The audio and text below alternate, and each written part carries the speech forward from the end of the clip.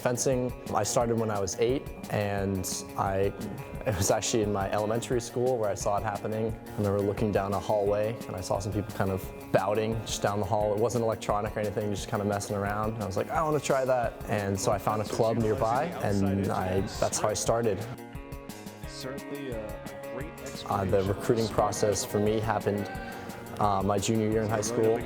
I came on some visits, and again, I talked with people on the team, and at the end of the day, it came down to what I wanted to study. I knew I wanted to do science in some way, but I also wanted kind of like the freedom to take philosophy or art or whatever, and I knew that Harvard could do that. And for me, it came down to that and the sense of community on the Harvard fencing team.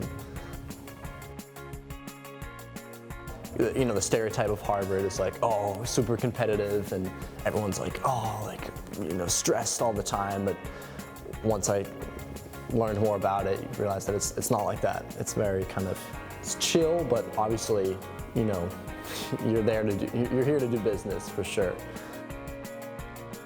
Everyone here has a story, and everyone has some really cool background, and everyone has an insane passion. And like you sit with someone in Annenberg or one of the dining halls, and they would have some interest in this one thing that you would otherwise never look into and consider interesting, but then you can talk for hours.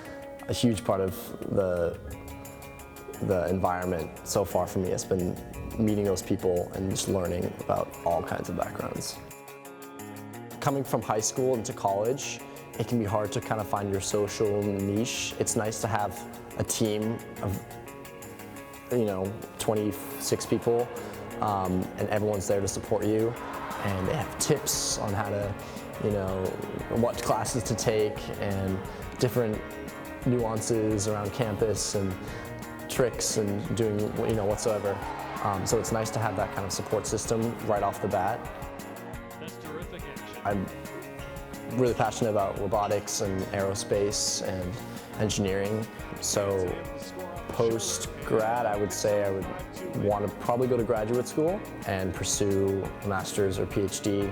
And then like a dream job for me would be to be a robotics engineer at JPL, because it kind of combines space and engineering, and it's part of my interests.